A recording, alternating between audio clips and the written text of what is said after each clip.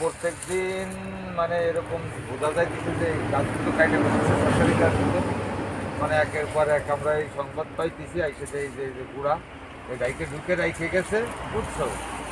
মনে করে যে আজকে ডাইকে রেখে গেছে, কারো চোখের আড়ালে রেখে গেছে, কালকে যাইতে অথবা যে কোনো সময় ওরা সুযোগ পেলে নিয়ে যাবে, এরা করতেছে। এইভাবেই পরিবেশ বান্ধব গাছগুলো সরকারি রাস্তার থেকে উচ্ছেদ হয়ে যাইতেছে, উধাও হয়ে যাইতেছে। এতে পরিবেশের ভারসাম্য নষ্ট হইতেছে। এই যে একটা ক্ষেত নষ্ট করে ফেলাইলো দুর্বৃত্তরা, এসব করেই মানে দরকার এবং একটা প্রতিরোধ করা উচিত বা এর একটা প্রতিরক্ষা হওয়া উচিত।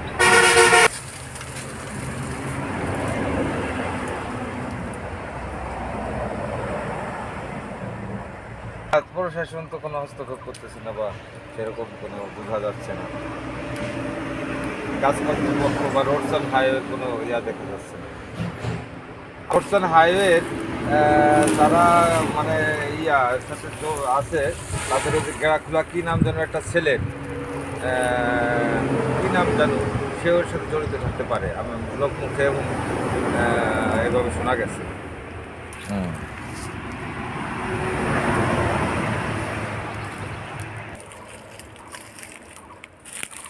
করতে হবে, বুঝছো?